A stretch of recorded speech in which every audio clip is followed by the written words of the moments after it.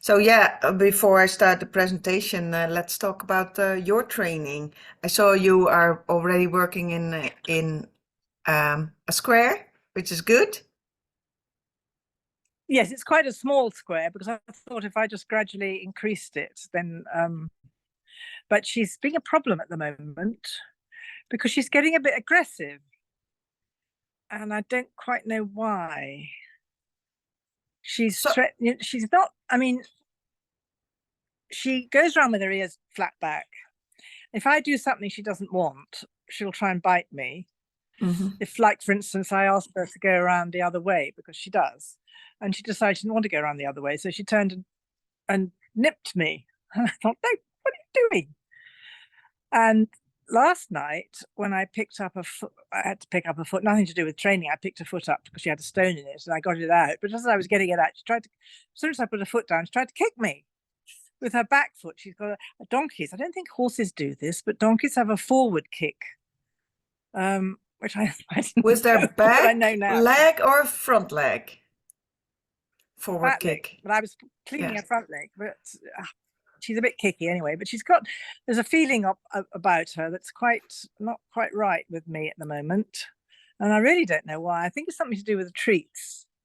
Today I didn't do anything. I just put them in and let them go, and thought, well, I'll just have a break.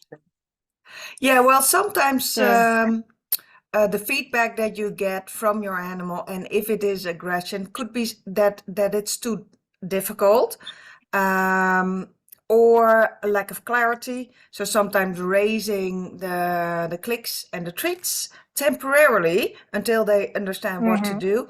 And also, like, that's also what you already said. And if you make the square like tiny, it's easy for us, but it's the tinier it is, the harder it is for our animals. And like what I noticed in Fionn is that he goes around, one way is super easy, the other way is hard for him. Yeah, well, the reason that Patricia doesn't have her camera on is because she's on her phone. That's it. And I like to see people. I saw a message from Rachel. Just so you know, when I turned my camera on, it said the host has asked that you leave your camera off, which I thought was weird that it said that. So that's why I wanted to check. Oh no, that's but maybe that's one of the settings.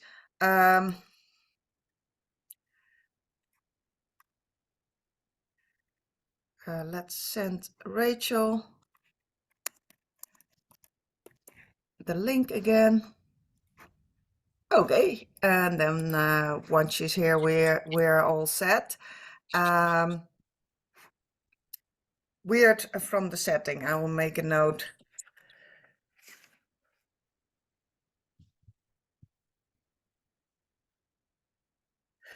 But that could be that I put that setting for other recordings and classes, because this recording is only for us. So I will put that in the course. So if you want to recap something, or you missed it, or whatever, then it's there for you. I expect Rachel to come in, and Katie, I'm not sure. So let's see. I'm getting all Facebook messages. Oh, it's an invalid link. Okay. Let's see.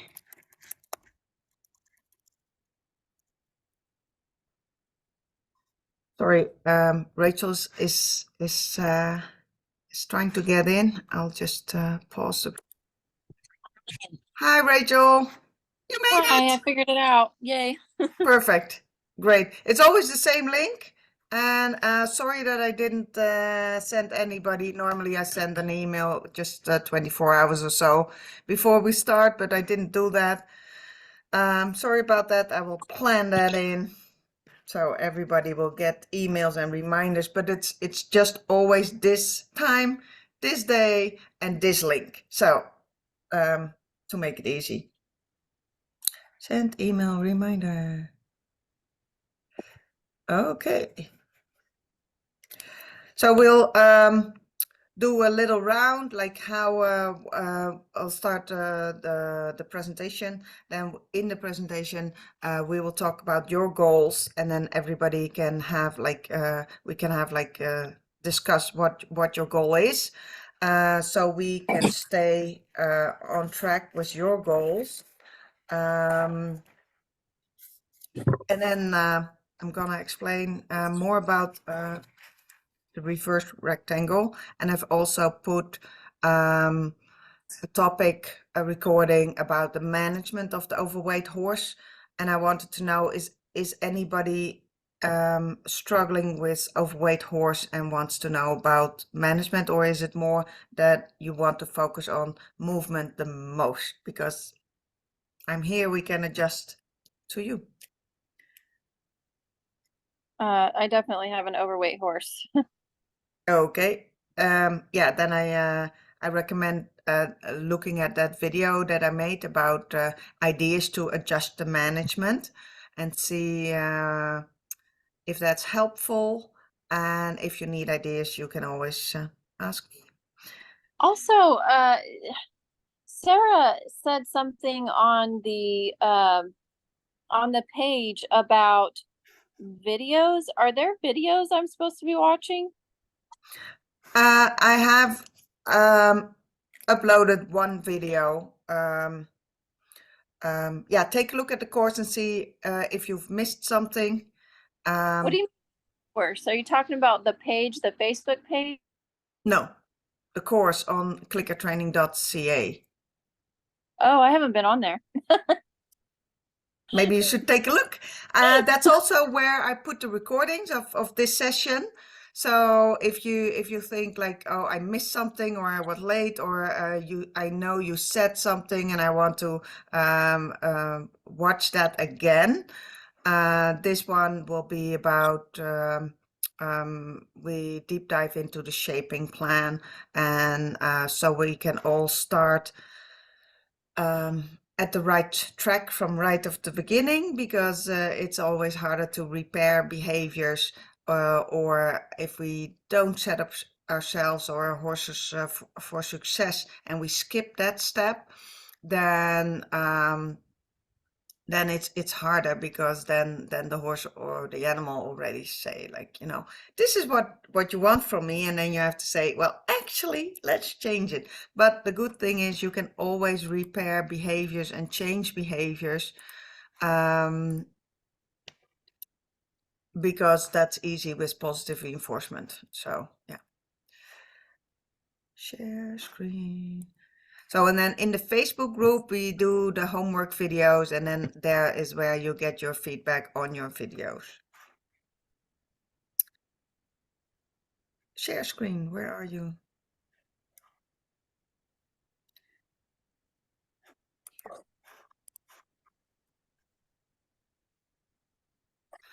So today I would like to talk about the shaping plan for the at liberty rectangle, because the advantage of working your horse at liberty is that you can get a lot of feedback from your animal, donkey, horse, equine. I will say horse, but that includes Kika, the donkey.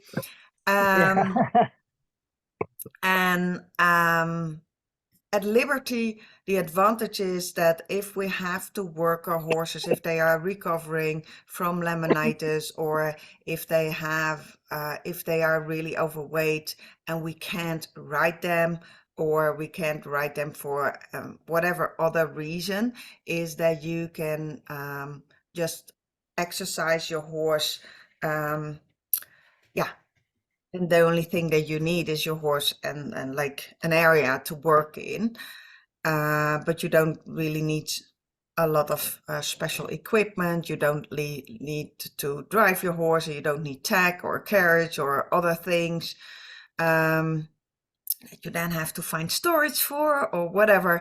So at Liberty is the easiest because once, if your horse has really started to recover from laminitis, you can start with hand walks. I can also elaborate on that, how you use positive reinforcement in the hand walks, and also how you can teach your horse in hand walks to move first and offer movement. Because once your horse knows that skill, like, hey, it's about offering movement and I will get reinforced for doing that, then you're on the right track.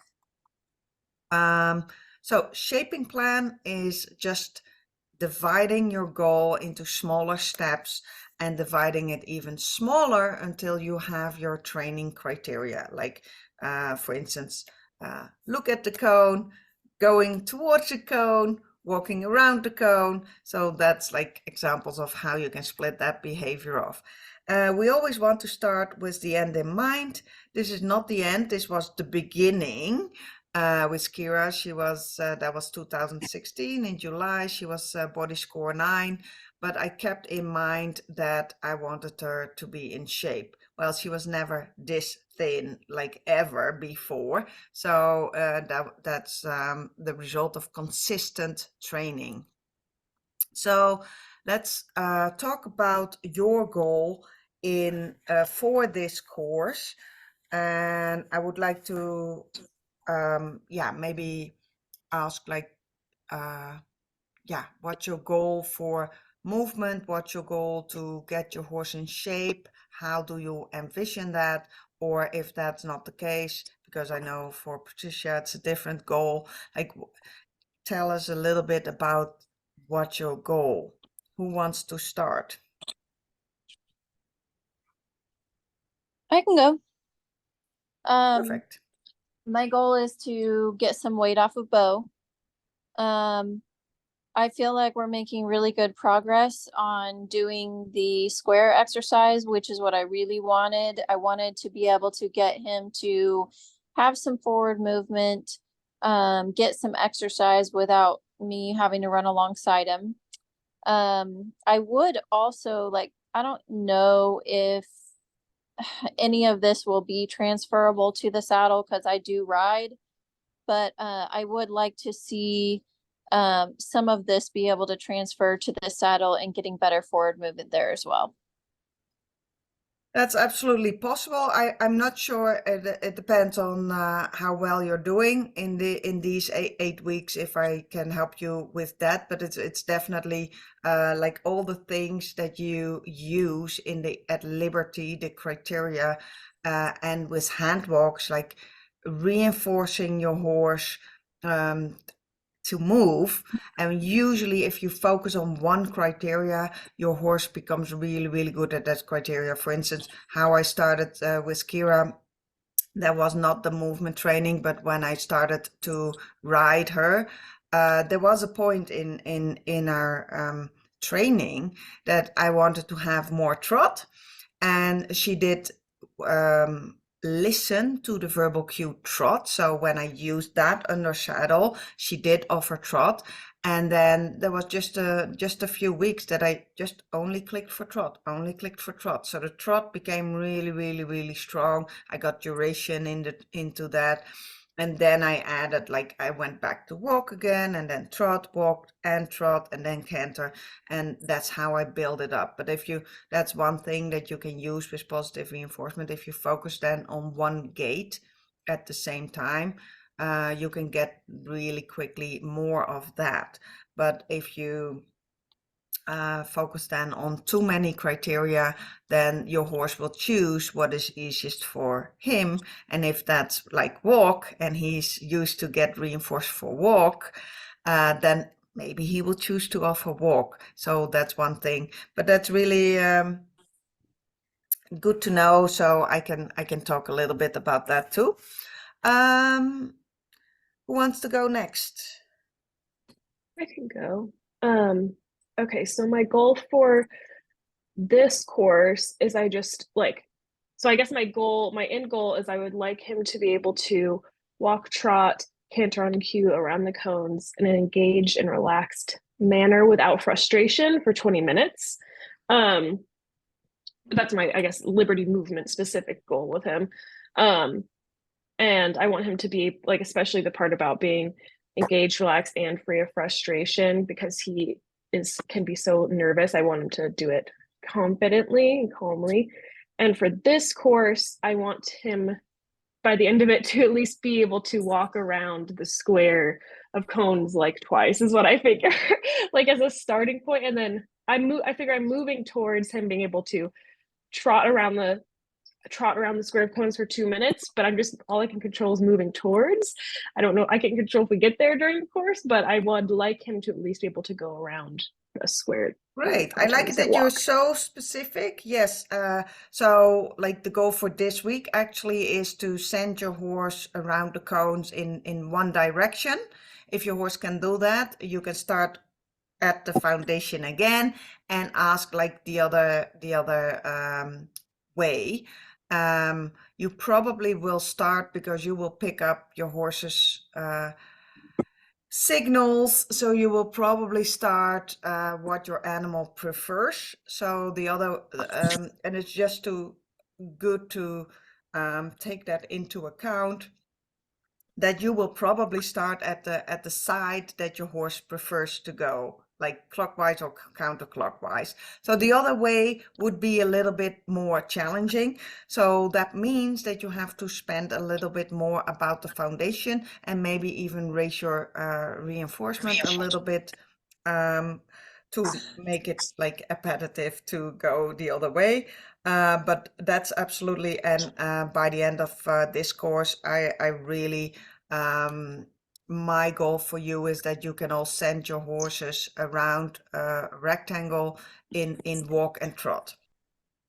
And canter is like, once your horse knows what to do, there will be techniques that you can set him up to offer more forward movement. But I don't want to go into that too soon, because it's so enticing to go to canter or trot while the foundation is not there yet, and then it will take longer. So yeah, honestly, I just want him to be able to, by the end of the course, I'm like, if he can do it at a walk at first, I'll be happy, because and I know I put it in this post on Facebook, but I've been sick, and then Max hurt his eye, so I barely got any training done in the past week. But I figure I'm moving towards it. I can't control whether I get there, but I'm moving towards it. Oh, absolutely. And you know what? Like, I used to crap it all in 2 weeks, and I worked with like, everybody needed to be advanced, really advanced, because otherwise they couldn't, and they all could send their horses around like in 2 weeks and working on trot. So I have a little bit more time now, so yeah, more content will be added. So the next time the price will be also different, but you're all in luck. Patricia, what's your goal for this course? Well, basically, because I think she actually will she'll move quite well, although walking is the preferred pace. But what I really want to do is to get her away from me, because she's always walked very close to me. In fact, I think she's trying to herd me half the time. So what I really want to do is get her going round the rectangle on her own, and it would be nice to see a trot. But that's, at the moment I like her to walk calmly away from me, and I can stand still in the middle and she can walk round. Yeah, and I think that's my goal for the moment. And I think for Kika, and also because she's a donkey, it's a different species. Yeah. And I have the I feeling. mean, she does trot, but that will be later. Yeah, but like, she's so clingy. I think like, once you can, it's for everybody, but once you can send your animal away from you, use the cones as a visual cue of where to go,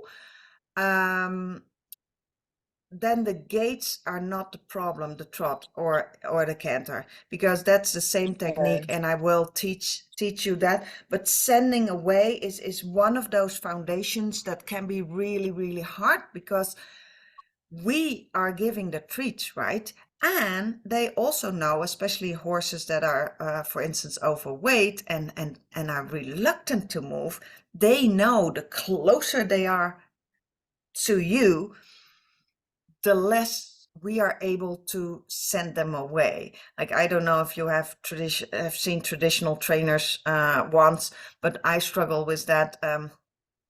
When I was, there was a little fly. when I was also not very good at lunging yet, and then that was like when I was a teenager, and then I tried to lunge a horse that never was taught to be lunged, and within no time he figured out that the whip, I was using a whip, was no use when they were standing right here, because you cannot use a long lunge whip, because it's meant to work great for a certain distance. So, but also in positive reinforcement, they just want to be with us. They love us. They love the treat. So why go away from that? So once we can teach a horse to go over there, like sending them to walk around a cone or an object, then they get reinforced. Then they don't have the feeling to miss out by leaving you. And the other thing is, maybe there's also a degree somewhere that if they love you, it's like, yeah, they don't want to leave you. So yeah, it's a natural thing. So depending on the motivation of the animal, like I want to avoid aversives, and I know closer to you is harder for my trainer to use aversive, or if they just don't want to leave you. So when we start with training at liberty, we have to ask ourselves, what is my foundation, and what of the behaviors that I previously trained can I use in this at liberty rectangle? And that's a little bit different for all of you, but maybe you have taught your horse to go to a mat. That is already the beginning of the scent, because once they know to go to a mat, then you can send them away by just standing a little bit more towards their shoulders or behind them, and then send them to a mat or maybe to multiple mats. That is one of the ways that you can start teaching your horse that he gets reinforced for walking away from you. And again, sometimes when horses are traditionally trained, especially with natural horsemanship, when they decided before to walk away from the trainer, they got so much aversive. Like, you want to go away, I'll make you go away. You want to walk, I'll make you walk, trot, canter, until you decide to come to me. That's like the general idea of natural horsemanship. So there's also something that some horses also find it very difficult because of previous history. So maybe you have taught your horse to target. How can you use targeting for this exercise? Well, I don't recommend teaching your horse to target the cone, because the cone is a stationary something, and you really want to focus on going around behavior. Once you've set your mind to going around an object, that really helps clarify what you have to click for, and then you can use your target stick to teach your horse to move around that specific object. So it depends on what your foundation is. Yes, Sarah. I just have a quick question about the going around, because I kind of have stopped, which I know, getting ahead of myself. I stopped doing the just around one cone, and I've just been having him walk down the line, and which I know is still kind of going around because it's keep the object between us. But is that what you'd still recommend? We're still like sticking with that versus the going around the one.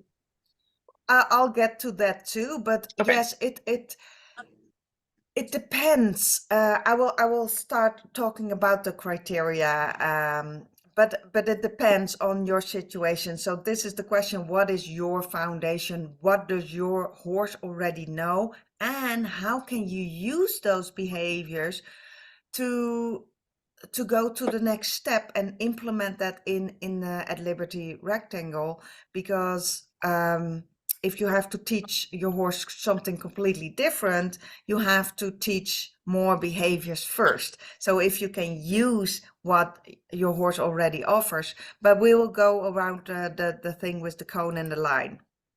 So this is something for you to take a note of, like what behaviors does your horse know that you can use for the at Liberty rectangle. Yeah.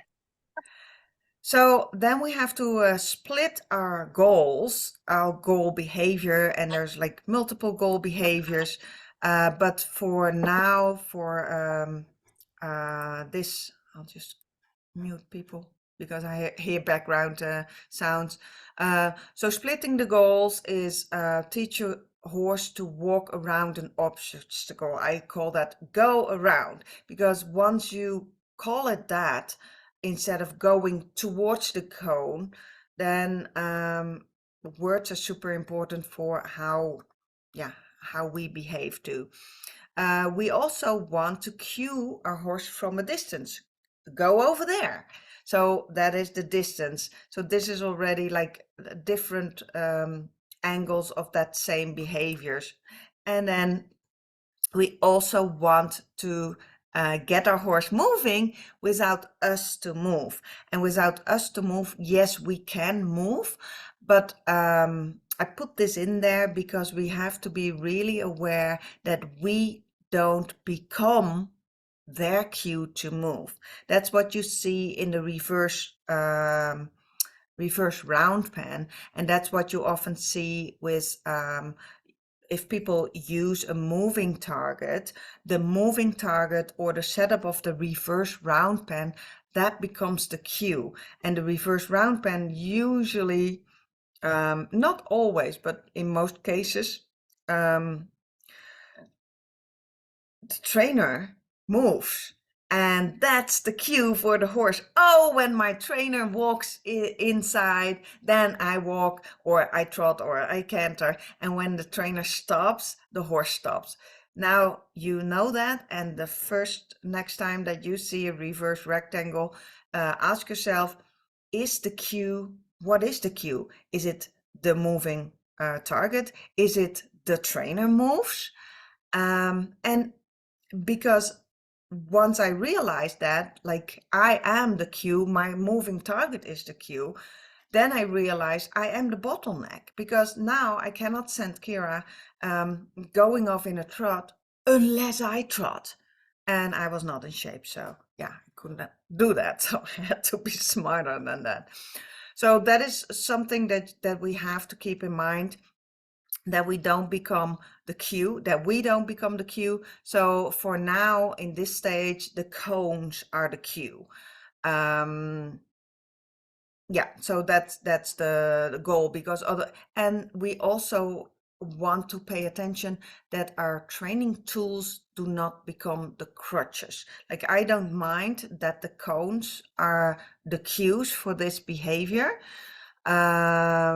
because I will always use the cones, and maybe later I will fade out the cones, but then it's really hard for the horse to know where to go. If you have like an arena with a clear track, then that could become the cue for your horse where to move. But I found the cones or an obstacle is really helpful. So this is really important. Everything we do in this exercise, you have to take the responsibility to make movement training appetitive for your animal, because they don't like to move in the first place, or otherwise you wouldn't be here. And we have to make it easy, especially in the beginning, because if it's easy and appetitive, your horse wants to engage, because he doesn't have to anticipate on like 50 minutes of hard work physically, with encountering maybe aversives. So yeah, if we set it up really small and make it short and sweet, that they think like, oh, is it over yet? That's what we want, especially in the beginning. And then once they feel that way, then it's easier to build up like duration of that training. How do we make it easy? Straight lines. Straight lines are so much easier than circles. So everything we do, whether we set it up like, here you go, Sarah, a line or one cone, make sure they're straight lines, because even if they have to bend, if you use your muscles and then relax, and then use them and relax, use them and relax, that is way easier for your body than if you have to keep them like flexed all the time.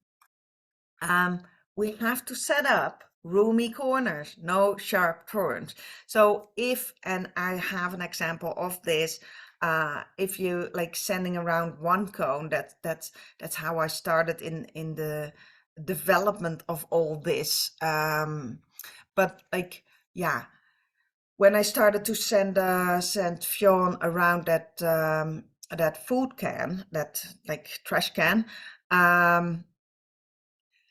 keep in mind, he's super healthy, had no physical problems. The can was like this wide, but his body is this wide. So for him, it's different. So yeah, therefore I'm going to repeat this over and over and over again. Straight lines, roomy corners, make it easy, and you have to figure out what is easy for your horse.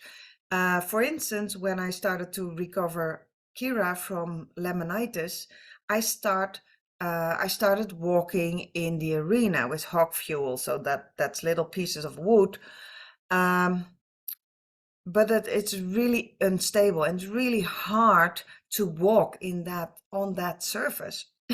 So therefore, I started to take her out on the road, even though like, yeah, the advice was like a soft surface if they are still have laminitis and still are recovering from that inflammation. So I had to figure it out.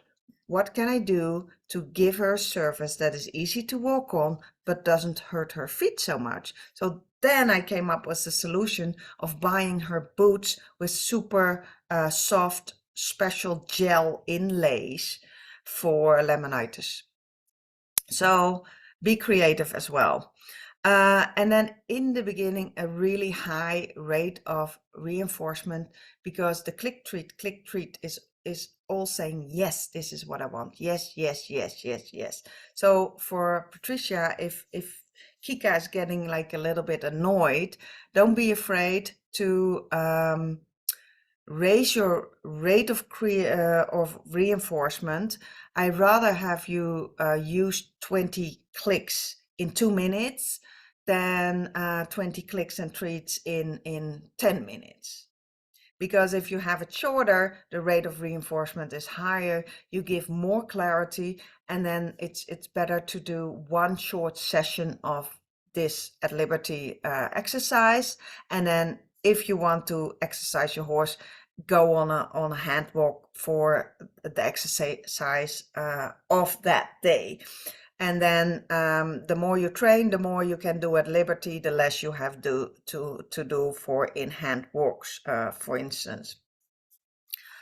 So this is one way of teaching your horse to keep the cones between him or herself and the trainer, and then you click when the nearest front leg is really just behind that cone. Why? Because once they put weight on that, they cannot like skip over the cone, skip the cone, go to your side of the cones. So this is one way to set it up. And then because it's a line, you have a lot of repetitions. And then at the end of the line, you will have to, in one way or another, turn the horse around and go to the other side. The advantage of doing a line like this, if you turn around, then you can immediately also teach the horse to keep the cones on the other side. Like in this example, the horse learns to keep the cones on his right side, but in a line, you also have to remember that you then teach your horse to keep the cones on the left side, so that you are on the other side, or that you change directions, so that your horse already learns, like, okay, generalization. Apparently what is the same thing? The cone keeps standing between me and my trainer. So you So keep the horse on the side that says horse. You would yeah, have him turn around and stay on that same side. Oh, okay, because I've been having him loop around and go back to down the other side, but that's good to know that you keep him on the same side. well, in a line, you keep him on the same side of that line. But what did you do? You turn around and then... Yeah, I just had him basically the horse like going down, and then he would just turn around. Like then we would just turn around at the end and go back down the line. So we were kind That's of good. going up and down the line, but so he kept his right side on the line. Yeah, Cones. but you have to remember the goal eventually is to teach him around a rectangle clockwise and counterclockwise. So it doesn't matter if you train one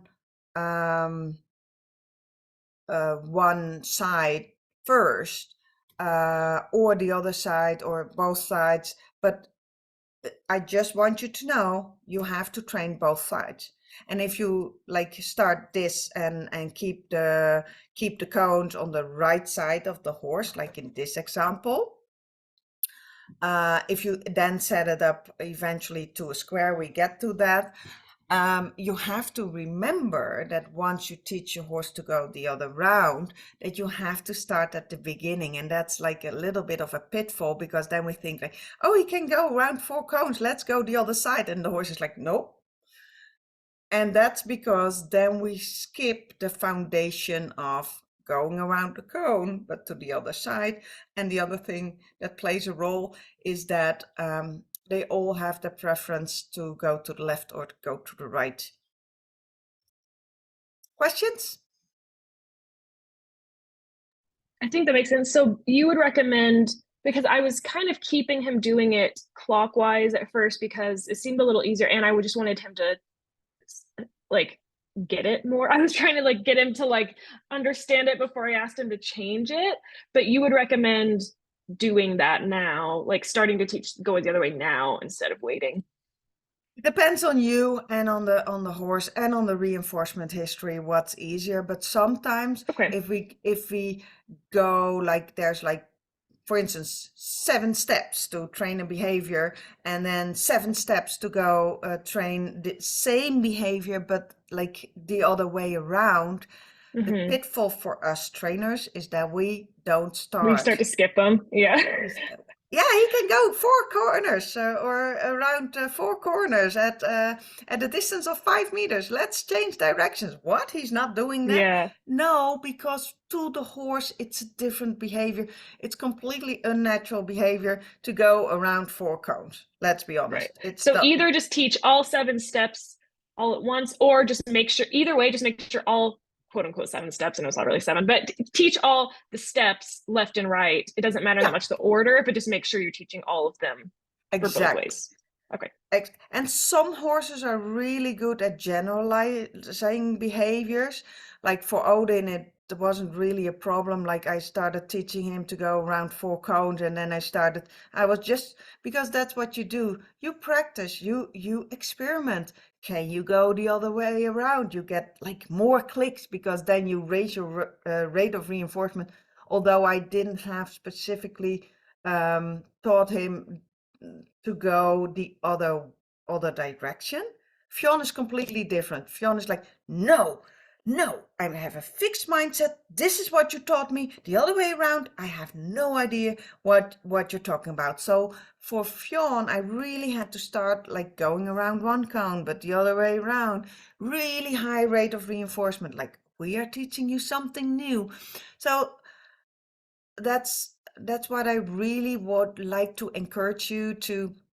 What I would love is that I give you like the parameters, and that you go to your horse and here's the Lego blocks, here's the foundation, and then you go to your horse and you ask your horse, what shall we make together of these blocks that it looks like a house? Do we really have to follow the steps of the Lego instructions? I'd rather have you to understand the principles, because then you can use this after the course with other horses, because otherwise you think like, no, Sandra said like, this is step 1, that's step 2, and then the horse is like, no.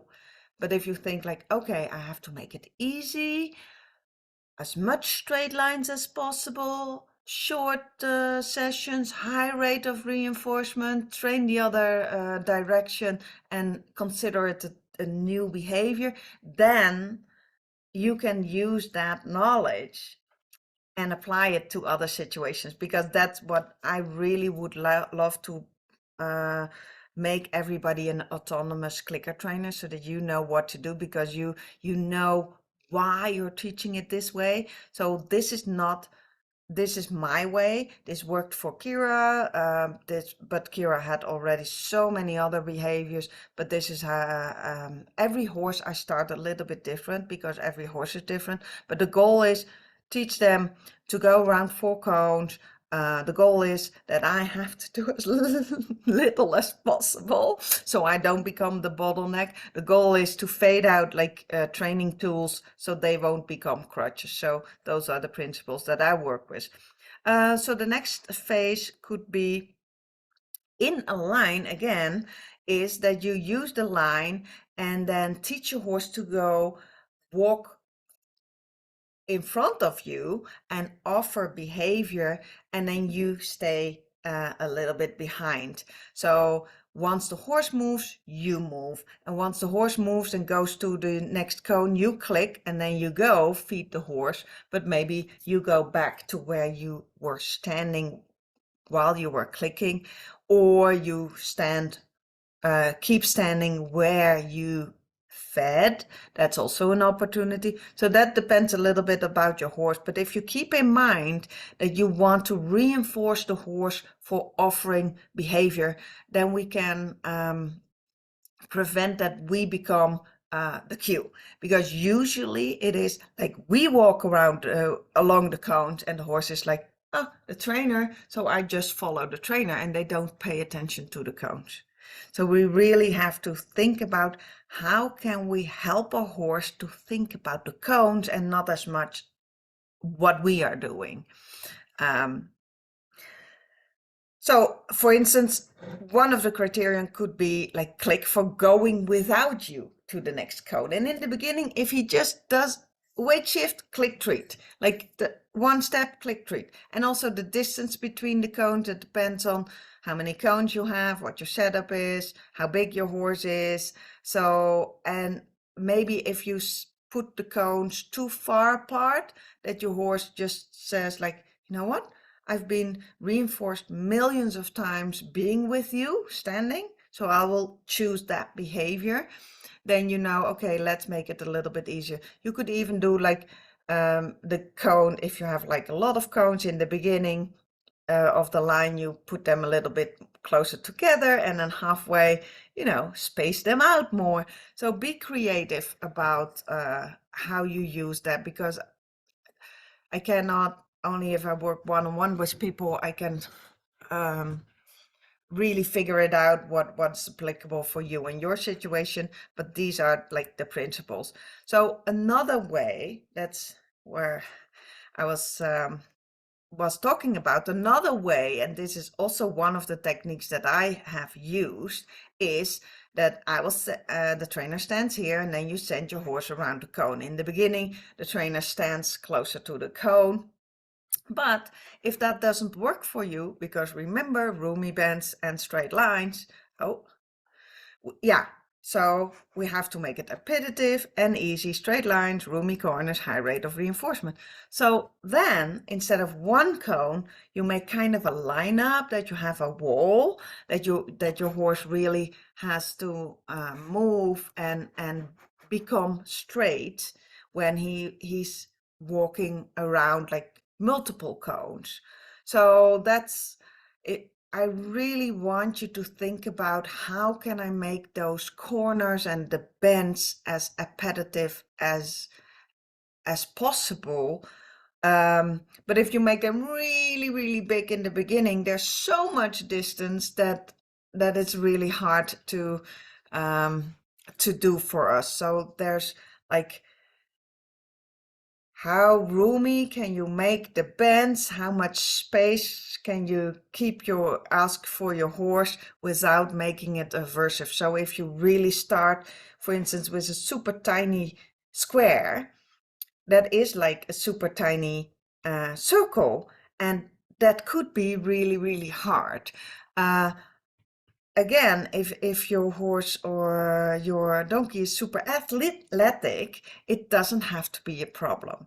But most people that do this course have an overweight horse that is reluctant to move. So therefore we have to think like, how can I make it easy, especially in the beginning? Because if he tunes out in the beginning of teaching this, it would be really hard to keep him engaged. Well, if we make it super easy and fun and easy to understand, the horse thinks like, oh, this is fun, because the horse doesn't know that in a few weeks he's trotting around the cones, and there's no need for him to worry about that just right now, because he will start to offer that forward movement because he wants to, because there's something in it for the horse. So be creative, do what works for your horse, and keep in mind in the beginning, keep it easy, make it fun. And also, if you get frustrated because your horse doesn't do what you intended to do, give your horse a break, think about a solution, or stop altogether, or do something completely different. Don't keep trying to do a certain exercise if you see like, oh, your horse really doesn't like it. So for instance, Patricia said that Kika was displaying a little bit of nipping behavior. So then it's like, okay, I will take a look at the video and see what we can do together, come up with a solution that works for Kika. And then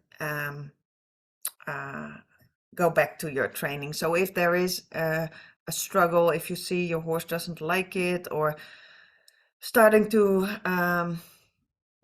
get undesired behaviors, then let me know, because it's really important to work on those right from the start. Then that, you teach your horse to go reluctantly around for objects, because that is not my goal. My goal is to make it fun for the horse. So the next step could be, if you have trained in a straight line, to make one bend, and then also, like, keep in mind, you want your horse to reinforce, to start, initiate movement, and now he already knows that it has something to do with the cones. So if the cone is somewhere there, then it's easy for your horse to understand that he has to walk around the cone.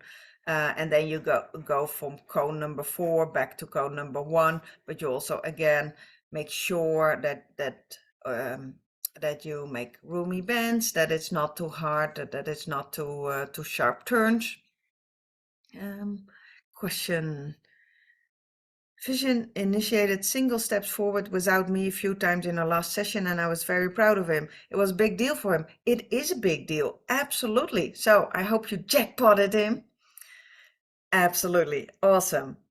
So yeah, that is really, really good. So then the next step is, then like, so this is, if you have 4 cones, go back.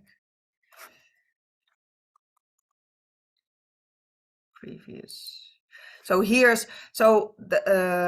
this shaping plan is in the form of a drawing, and I thought, let's have 4 objects. This could be cones, but it can also be buckets or whatever. So if you have only 4, if you have more, you can make another setup. But if you have 4, you could start teaching him to go around the turn like this. And then if you have 4, you space it out like this. And then you change your criterion for that your horse is moving without you move. And sometimes it helps if you click, you go to your horse to feed, Why? Because you never want to teach a horse to come to you, because then you have to send him away. So if preferably you teach a horse to stand and stop wherever he is, and that you teach him that the food will come to him. And then you can go walk backwards to where you were standing and say, like, go do the next cone. So in that way you can create already a little bit more distance, and you also practice like that you are not moving with your horse or in front of your horse, so you prevent of becoming that the cue. Then you have like a rectangle. So the goal is to teach your horse to keep moving on the outside of the cone, and you can start being more and more on the inside of the cone, and then really focus on the criterion that your horse has to move first. And for instance, in the beginning, that looks like this, like the horse is with his like inner front leg exactly behind the cone, because then he cannot like skip the cone. So then you click, and then you feed a little bit in front of the cone. So you, after the click, you get forward movement again. So you click while he's moving, and then you ask again for movement. So then you repeat that, and you try to go back to your spot in the middle. Here it says criterion, click for going around 2 cones, then 3, 4, 5, until your whole, 4, 5, 4, until your horse offers a whole rectangle. This can take a lot of repetition and multiple sessions. Don't try to fade out your clicks. In the beginning, for instance, you click. So if we go back for here, here you are just, you click for your horse offering forward movement. Here again, click for forward movement, and then you focus on that you want to click to go from cone to cone. But if he is in between 2 cones, you can also click there, and then again when he is at the cone. So that depends on the distance that you're using, because you also don't want him to like, you want to keep a high rate of reinforcement. So even if you have to click on the longer size of the rectangle 4 times, if that's what your horse needs, do that. And then you fade out the clicks. So don't be afraid in the beginning to have a high rate of reinforcement.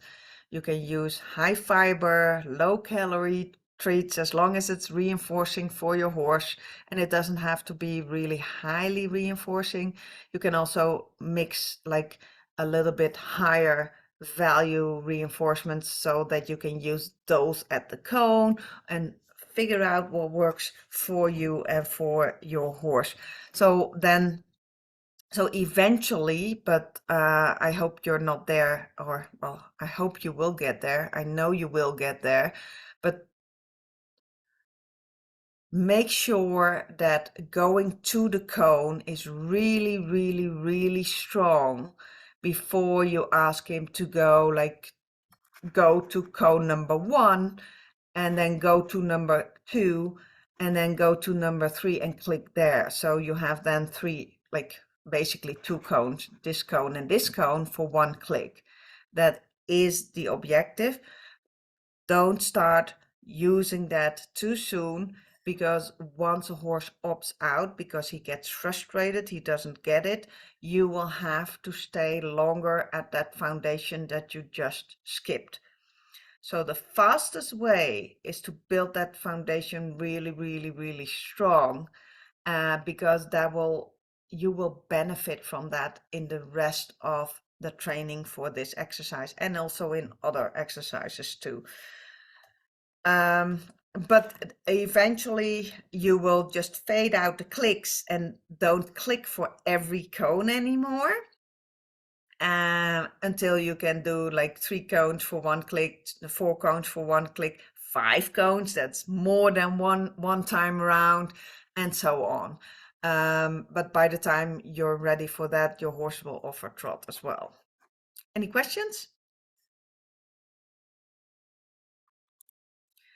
So recap is, I was a little bit too fast, but yeah, teach your horse to walk around an obstacle. Like I've tried so many things, like, you know, go and touch it. But because if you teach your horse to touch a cone, that really distracts from the forward movement.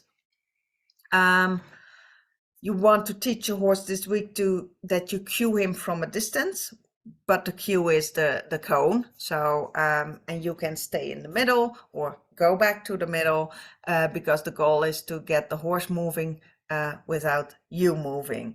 And this has nothing to do with what sometimes is said in natural horsemanship, that you're the leader because you move your feet less. The only reason I do this because we don't want to be the bottleneck once we get further in movement training at Liberty, because we cannot, like, if your horse is ready to trot 4 or 5 minutes, most people, I certainly can't, run along with a horse 4 or 5 minutes in a sandy arena.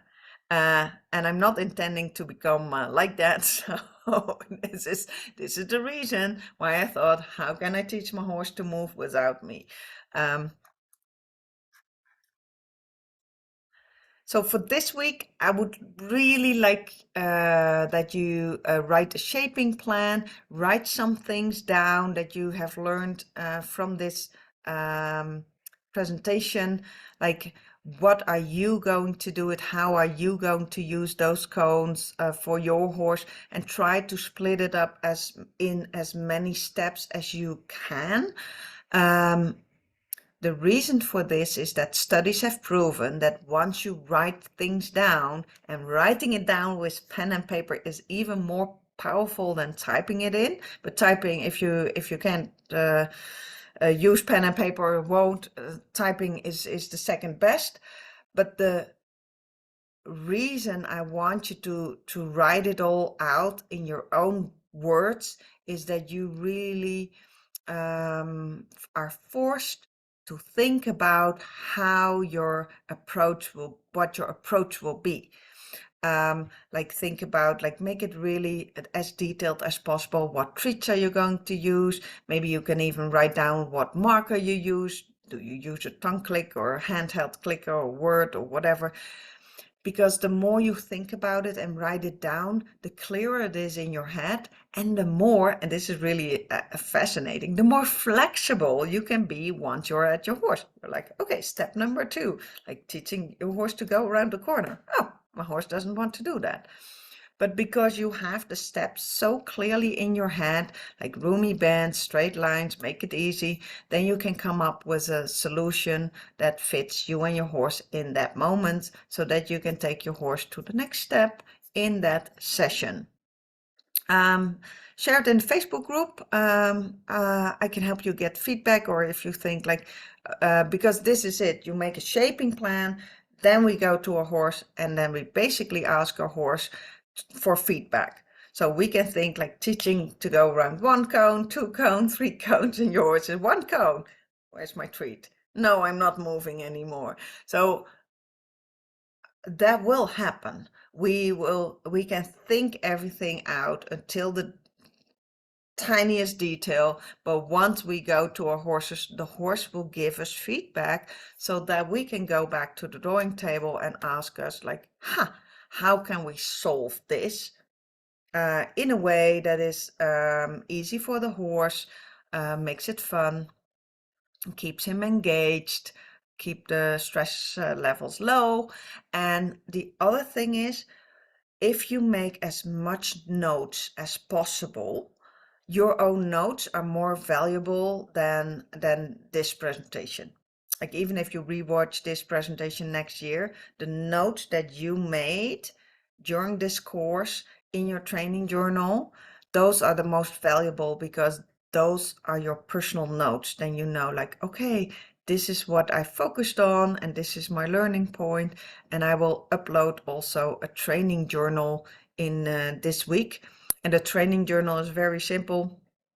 You just jot down every session, like 1 or 2 or maybe 3 things that went well, because I want you to train yourself to focus on the things that went really, really well. And then 1 point that you want to focus on in the next session. Like, okay, maybe my timing was a little off. So the next session, I will focus on timing.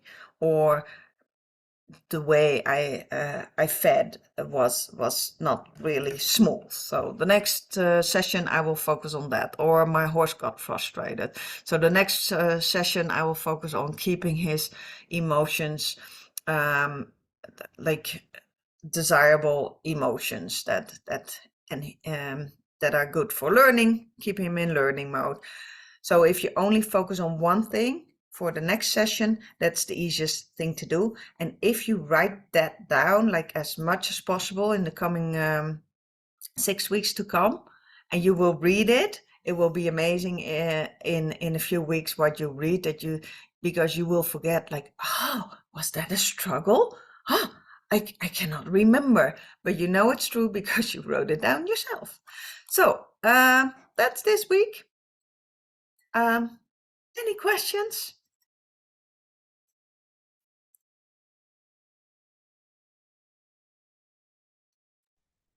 I don't have any questions yet, but it was helpful. Thank you.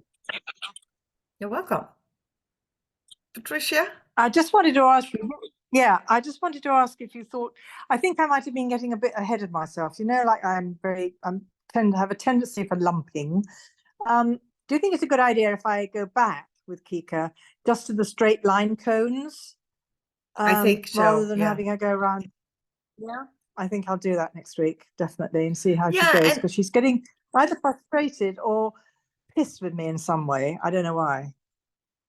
And So I think maybe back to something very simple. Yeah, because we have to remember, like, for us, it's so clear. We have like this whole, we have seen videos about what it can look like. For somebody else, our animals have no idea. They just Yeah, of have course, to yeah. do with the information that we provide in that moment.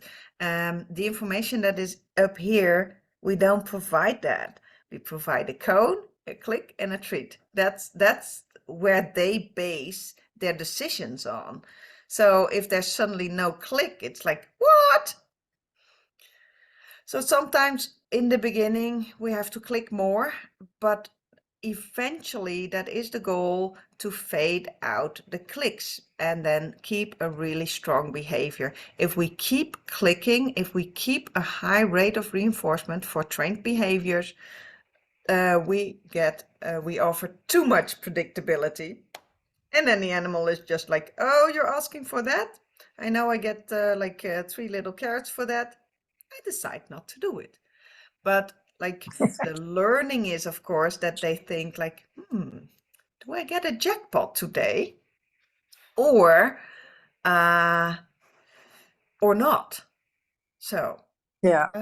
I do have to check my, because my screen is getting a little dark. I have plugged in my laptop, but probably where I plugged it in is not working. So I don't want to lose you all. So I'm just going to check my, my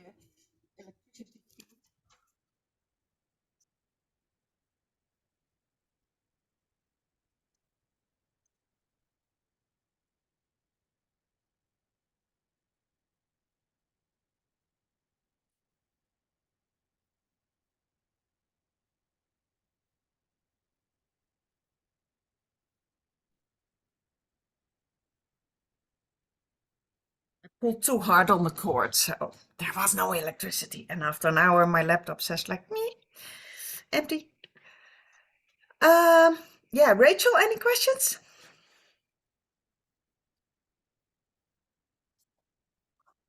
You're muted.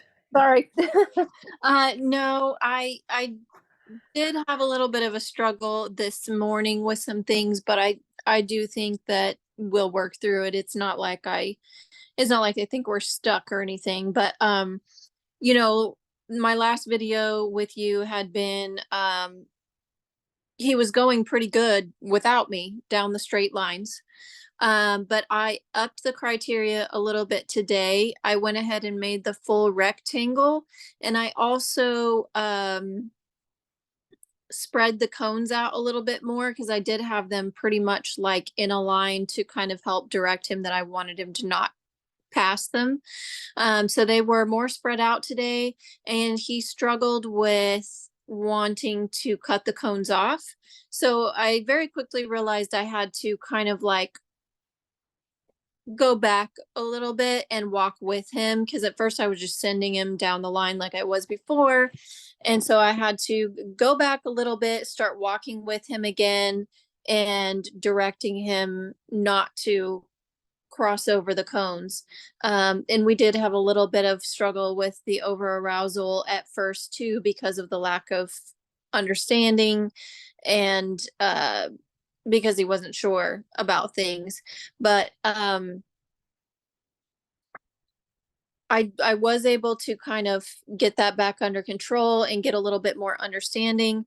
The interesting thing is he had a harder time with that going up one side than the other. And I'm not saying that I turned him around. I'm just saying, like, we would walk down one way and he would walk straight and he would go exactly where I wanted him to go. And then up the other side, he really crowded into me from that side. And I really struggled more with making sure that he didn't cross over that cone. It's also harder for me because he already does know that I want him to move ahead of me. It's harder for me to sort of control those things because he's trying to go ahead of me. And so You can try to use that to your advantage. which part? That he's getting ahead of you. He's walking in front of you. That's what you mean, right? Yes, I mean, because he knows that's what I want. Ultimately, he knows that I'm wanting him to move ahead of me already. But the problem is, now that I have less cones in those spaces, now he's wanting to cross the cones and not stay on the outside of the cones. So if he crosses the cones, he has not learned to pay attention to the cone and keep the cone between him and the trainer. Yeah. Like if you think about, like, this is what I want my horse to keep the cones in between me and my person at all times. Also sometimes, like, there's a little video that I showed and he's skipping a corner. Fionn is skipping a corner. And the advice that I got from my coach is really, like, start small. And if they skip a cone, go back to that cone, let them walk around it, reinforce it, make sure it doesn't become a chain. Like, I skip the cone, then we go back because then I get the treat. And that some horses anticipate, like, I will skip the cone here because then we go back and then I get the treat. So for them, it's a chain already, like, do this, do that, click, treat. So sometimes if a horse skips a cone, what I do now is really train very precisely. And again, like, the more time you spend on the foundation, the less time you spend on the rest of the behavior. Because all the advanced shit is just the basic shit. That's just it. So if we can go back and teach a horse, like, no, this is what you get reinforced for, keeping the cone between the two of us. And then the next time he is at that specific cone, because was there a specific cone that he did that, and did he do that twice at the same cone, skipping the cone? Well, yeah, it seemed to be that one side every time. And it's not even just skipping the cone. Like, once he gets on that side, he gradually pushes more and more into it until he's, on the Okay. other side. So yeah, it does have a tendency to be one specific cone because it's sort of a gradual leaning into them until he's So where completely would you reinforce him then? I want you to think about how you can reinforce him and what point in that setup that you have would you click? I would have to do it pretty quickly. I Yes. think on that side I have maybe 5 or 6 cones. I think I probably would have to reinforce him by the second cone to get the straight forward Yes. motion. Because like there's one thing that we recognize, that the horse is just making his own solution. Like, okay, I'm skipping a cone because maybe I get clicked or whatever sooner, or that has happened in the past, who knows. So the horse now thinks to skip a cone. So when that happens, the best thing to do is go back to that cone, reinforce going around that cone. The next time we have to be aware, where does the horse start thinking about skipping that cone? Before that happens, before your horse thinks that, like you're already saying, like he's moving towards like the more towards you. Before that happens, that is where you start to reinforce him really high, because that's oh, because that takes his mind off of going to the inside, of going to skip that cone, and you really reinforce, like, this is where you still was doing the desired behavior. I really reinforce that highly. What you also can reinforce is what is incompatible behavior with skipping a cone. Well, if they look at the outside, their weight shift goes to the outside. So if they look like a little bit like, oh, something happened, they look to the outside, click treat. So therefore you can eventually even teach not to go like really around a cone, but really make a roomy bend around the cone, because that's what's reinforced. So really try to split it up, like, where was my horse still successful? Make that a big deal. And then, like, if he's in between the cones, that he was still good, and then going to the cone where he was already like thinking about moving, then what you can do is click before it's too late, and then feed for position and feed him with his head outwards, that he thinks like, okay, I have to get outwards instead of inwards, because there are you, there's the treats, and make him think something else by reinforcing him. Yeah, and it's not just here. He has always had a tendency to want to walk like almost touching me, like very, very close to me. And I am constantly having to like try to get him to give me a little bit of space. Yeah, So and he has a that's the tendency same to for do that. Patricia. Yeah. Kika is also really like, oh, I'm a close friend. So you can even build that in the foundation, like standing next to each other. Every time he looks away from you, click treat. And then when he looks away, maybe you make the distance a little bit bigger. Just like find ways to reinforce space between you and your horse. And this goes the same for Patricia. If there is an opportunity, you're standing somewhere, your horse moves away, click and treat, click and bring the treat, and then go back, like, how can you really implement that idea of that he gets reinforced by leaving you, or making the distance between you and him bigger. And you could start with, yeah, like standing still, and even if you can teach your horse to stay here and you move a little bit further away, those are all like little foundational exercises that you can do, that you can train. Like, you know what, even if there's distance between us, you get clicked and reinforced. Even if there's more distance, you get clicked and reinforced, just to kind of make him get used to the idea that the distance is not a predictor of the rate of reinforcement. Like, oh, even if you're there and I'm there, I still get clicks and treats. So, and that's something like, because you shared that she's always done that. So that means that this has a really, really long and probably strong reinforcement history. So It now you does, have and to think about how you can break that. yeah, I have. This is one of those things, like I mentioned to you, um, I don't know, early on in this. This is one of those things that I have felt like I have had to repeatedly try to go back to basics and try to get him to move out of my space, and it just he really struggles. I have not yet found a way to make this stick and make him give me space.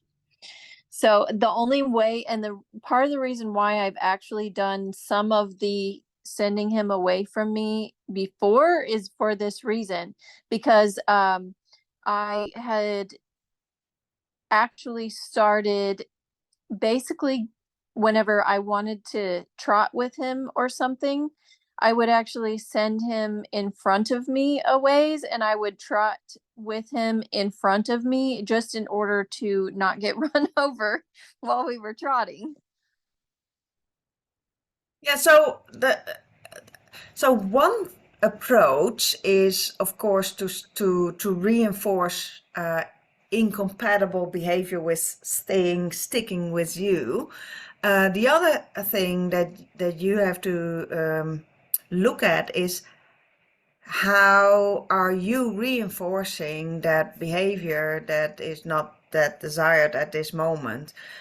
Because we also, if we know how reinforcement works in the beginning, we reinforce a new behavior with 100%.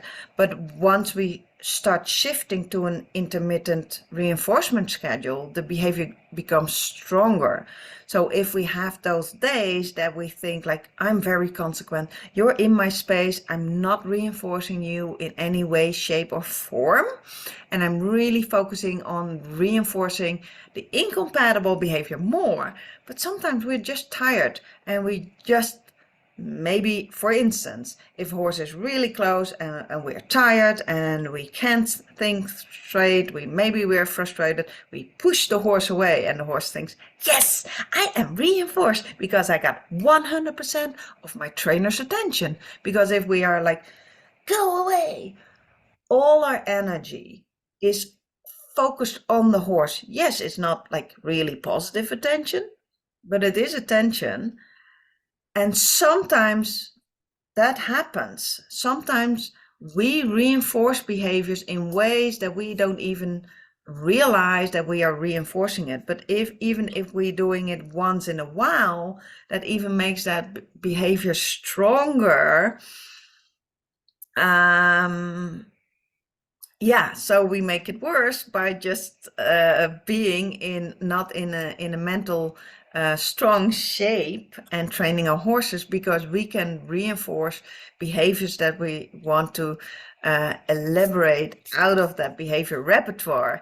So that, and I'm not saying that happens to you, but that can happen to you. And also, sometimes we don't realize what is reinforcing for the horse.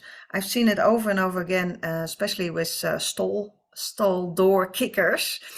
Owners are talking, the horse is standing in the cross tire, he wants attention, or he starts pawing.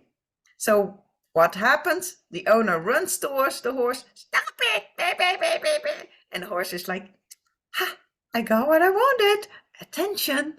And then the moment the person turns away and walks away, starts pawing again, boop, trainer is back. What do you think the horse thinks? The horse thinks, I called her name, I pawed on the ground. Like, that's the quickest way to get the attention of my trainer. So they were thinking that they were punishing that behavior by shouting or whatever they were doing, but in fact they were reinforcing a behavior.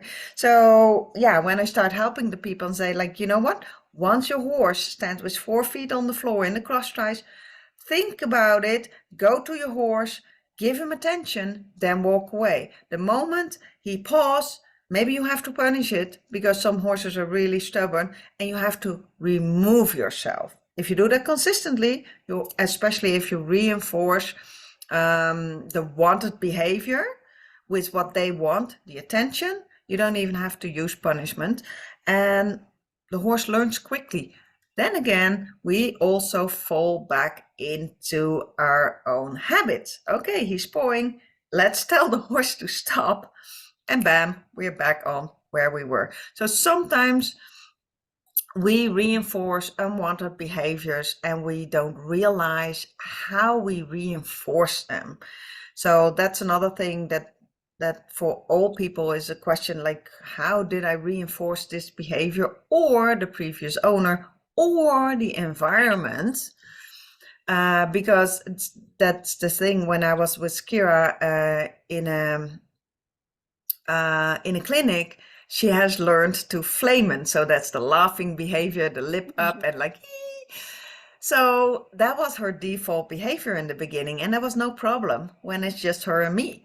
But then when I started to introduce her to different environments, like working with her in the arena, groundwork, while others are riding, and then I started talking to the people, and Kira wanted attention, she did the flamen behavior, but it was really, really annoying. But what happened was, other people reinforced that behavior by laughing. And she loved it when people were laughing, because it's just good energy. They feel that. So then I had to think about my default behavior and make it invisible.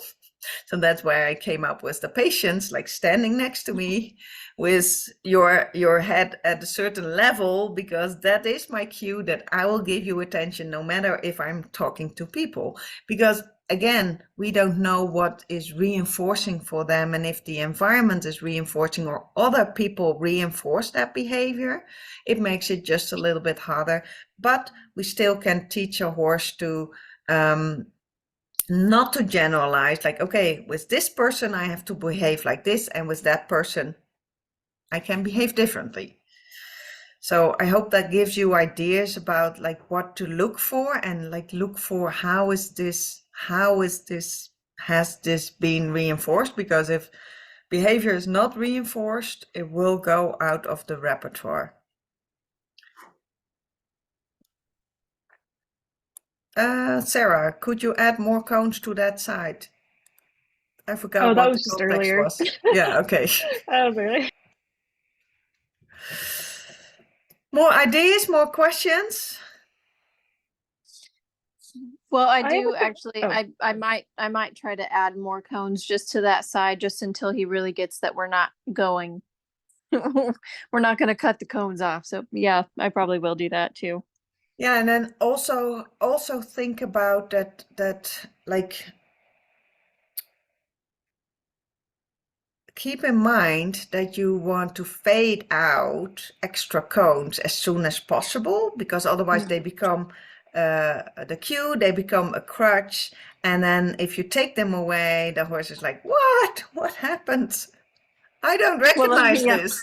Well, that's exactly what happened this time, was because he was going just fine until I took more of the cones away, and then Yes, that's when we got the problem. So for some horses, it's the distance that is important. Some kind of count the cones, that's important. So figure out what it is for your horse. And another thing is they learn into a specific context.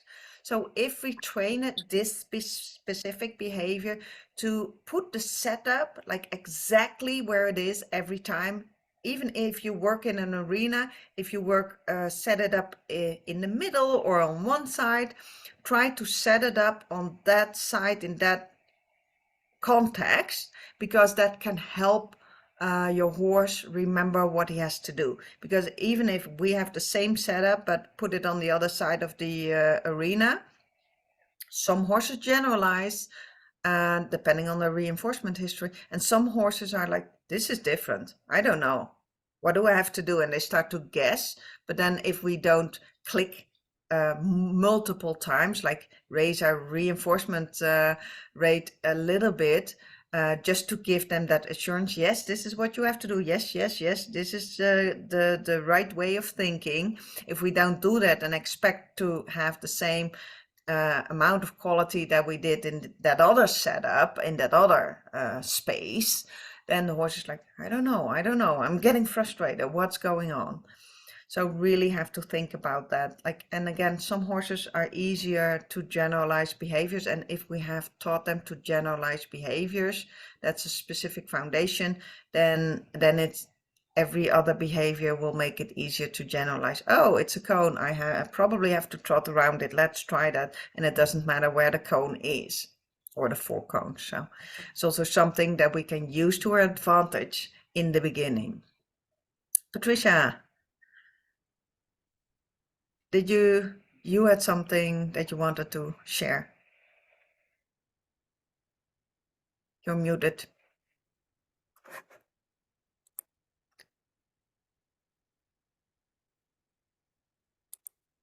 Unmute yourself, please. No, okay. Can you hear me? Yes. No, I just no. I think you've answered my questions. I'm going to go back a bit with my criteria, and I'm still trying to make her go onto the mat without me being with her. We haven't got. We're still working on that as well, but just to make her go forward without me. But when she's with me, it's not because she loves me desperately. I think it's because she's almost trying to herd me. If I move, she'll move kind of. If I take tiny steps sideways, she comes right up, sort of next to me again. I don't know. It's funny. She's got a funny attitude. So I have to. Yeah, sometimes horses. I'll do a video so you can see what yeah, sometimes horses, and then I see it more. I don't know if I see it more with geldings or mares, but sometimes like they block you. They walk with you, and they're standing right in front of you. So they are like guiding you and herding you. So what I would recommend then is click and reinforce before that happens. Oh, she's still with you, or maybe even like a little bit behind you, or because if does Kika have the tendency to block you or move more into you sideways? She both really. Well, she kind of moves into me sideways, so that she moves into me sideways. Because when I try and just turn her or walk in a different direction, she's blocking me actually as well. It's funny. Then I have to go around in a big circle myself. So we're going around in sort of silly circles before I get to where I want to be. And she likes that. Because she's kind of, I don't know. So she's only a baby still, so I guess. Exactly. And there's multiple ways to like approach this, and sometimes you can use one technique or 2 techniques or a combination or whatever. So one thing is to reinforce the behavior that she's doing before she starts moving towards you. So really pay attention, because it's so hard to ignore when they are like moving into us. Then we react. So that's what she wants. How do we react? So if we can give her that reaction for actually desired behavior, because in Kika's case, maybe just talking to her will be enough reinforcement. I'll try that. Yeah. And sometimes you have to look back at the video. Where does she do that? And what do I? And what happened before it happened? Because sometimes what happened before it happened can also give an indication. For instance, like I worked with somebody, and she had a big Frisian horse, and the horse had a tendency to jump literally on her feet. And what happened before that happened was usually because he was startled. So it was like he was almost jumping in her arms to get reinsurance for her. So then we worked on de-spooking, and funny enough, he stopped jumping on her. Um, so that's like, yeah, what is the trigger, and before the trigger, can I reinforce the behavior before her trigger starts? Because then yeah, you reinforce desired behavior, and you usually snap them out of their train of thought. It's like Rachel's horse, like, oh, cone 1, but at cone number 2, I start to move inward in cone number 3. And if at cone number 1 gets like clicked and reinforced, it's like, huh, okay, then I go to cone number 2, which is now cone number 1. And then I start thinking about going inside cone number 2. No, this is cone number 1. Click and reinforce where you still want it. So for Patricia as well, if Kika is still at a distance, even if it's like a second of like, okay, this is one of those situations, it still goes well, but I know she will come towards me. Click and feed for position away from you. And then try to do something unexpected if it does happen. So have a plan ready. Because what do you normally do if she blocks you or walks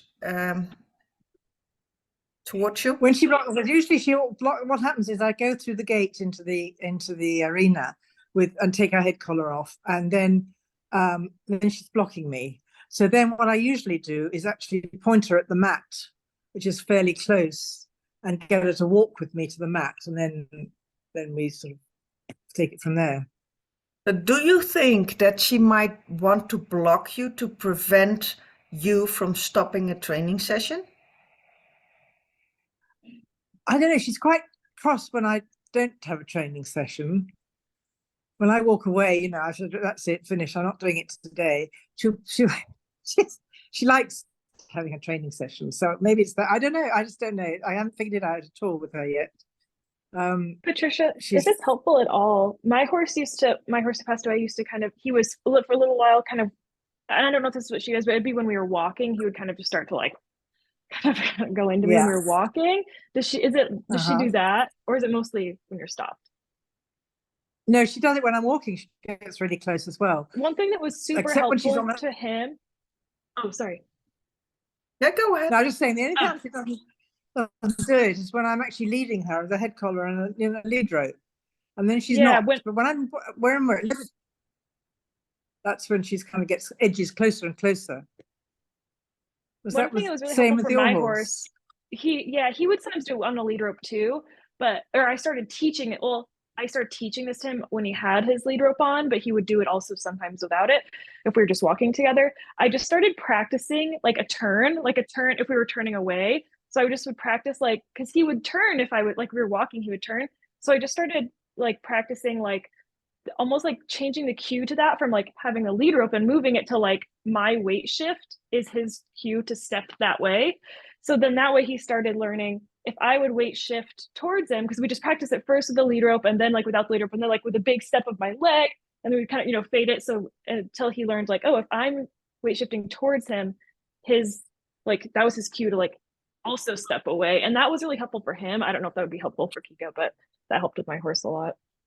Absolutely. And you could also use that with a target stick, because she knows how to target. So then you can just use a target stick to make her bend away from you. Yeah, absolutely. Yes. Yeah, absolutely. Yeah, great. I shall try all that tomorrow. And it's usually those little things that if we kind of don't pay attention, it becomes like a stronger habit, and then eventually they might run us over, worst case scenario, or some horses will never do that. But it always starts with something small that we haven't noticed. And again, it can also be something that they have done with previous owners. But like what you said, Sarah, like you can reverse it. But you have to think, what is the behavior? Where does it start? And then have a plan to train incompatible behavior, because if they move away from you, they can't move towards you. So, and then also think about, because that's what Sarah also like that's what I hear then is like, okay, Sarah taught her horse to move away. Like sometimes, especially if we work with bigger horses, we are the ones moving away because that's just instinct. So, but if you can teach your horse to move away or Kika, then that is what it's really about, because they will experience that they are learning different behavior in such a situation. Right. Yeah, absolutely. Thank you. Yeah, it's all about the details, and we're never going back to the foundations. We just add more foundations so we can move forward. I always hated I wanted to learn how to teach horses piaffe and passage. Well, you have to do the basics, and I was like, no matter who I was asking, but I'm like, well, what basics, and how can the basics bring me to that? So now I consider going back to the basics is for me it's now mind shifted myself in, oh, the basics, I'm moving forward with the basics. So I never have that idea anymore like, okay, I'm moving backwards. No, I'm moving forward because I just repair something in the foundation so I can move forward. That's my mind shift anyway. Also, if I noticed that you said, Patricia, something about she gets frustrated if she thinks that you're not going to do a session. My mare, I struggled with that, and the only thing that fixed that was me going out to the pasture and spending time out in the pasture, hanging out with the horses, doing nothing. They have to have a balance between the amount of time that you spend training versus the amount of time you spend hanging out. Oh yeah, I spend a lot of time hanging out because they're virtually in the garden, so they're always my two donkeys. They're That's always good. around. We're always together. So, but she's a funny little thing, this little donkey. But we'll get there. Oh yeah, and I have the same thing, like my horses, because you never know. Maybe Sandra wants to train, so they always come and check. And in order to give clarity, if I don't want to train and I just want to hang out, I just use my end of training session, like all gone, and I repeat that over and over and over again until they realize there's no treats, there's attention, there's hanging out, but there's no clicks and treats involved. That can also help, but hanging out, and then it's just a matter of practice, because it's this intermittent reinforcement that we have done in the past, maybe unconsciously, that made that behavior so strong. Like one day we were there, we didn't want to train, they behaved like that, and we thought, maybe it's a good idea, let's train. Well, she does really, if I don't have my treat bag on, she's much more accepting. She notices whether I've got that on or not as well. So sometimes I have it on with just a couple of treats in when I take them into move them, and I just take a treat just so that they've been good and they've been moved. And then that's it. But and then sometimes I don't have it on at all. Then she's completely different, doesn't take any notice of it, of me, of anything. I'm just there. So that's an important indication, like what is her cue? What did she pick up as being her cue? And then if she's disappointed. That's the feedback is definitely the cue. That's it. Oh goody, we're gonna do something. Yeah. And for now, I think that's good until you have that build up that relationship, that you can train without a treat pouch or not train with a treat pouch. But that's like, yeah, I mean, when the winter comes or it gets a bit colder, then I'll be able to use pockets, and then that will be maybe different. I don't know. Yeah. And start using, like, if you're not training, just say like, no training. It's the same as the end of training session.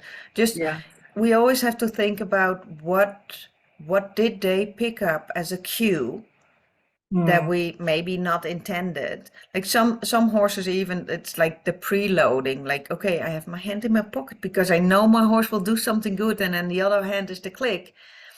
If we do that too much in the beginning, the horse will skip paying attention to the click, because the hand in the pocket is more reliable indicator of getting that treat.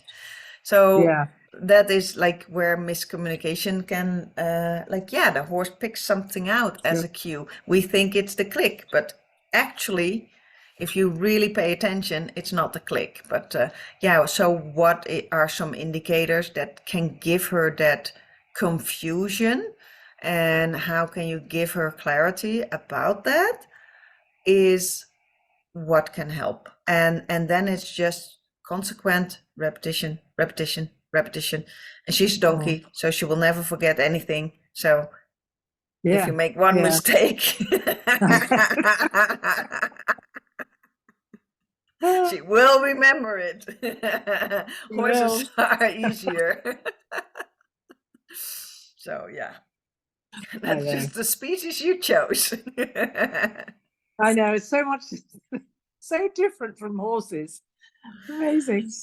So different, so different. It's like only if you have worked with donkeys, mules, and horses, then you can see the difference. Like they're totally different. Totally. It's interesting. Absolutely. Yeah. Fascinating learning curve. So yeah, that was it for today. And then I will upload it. I will put the link to the course again in the group. And because this changed from like a really intensive 14 days train to 8 weeks, I will add more content, but I will let you know. And it also like depends a little bit of what you bring to the table and what you need to learn. So then we will focus on that and tailor it to you all, guys. Okay, happy horse training. Great. Okay, you too. Bye. Thank you. Bye.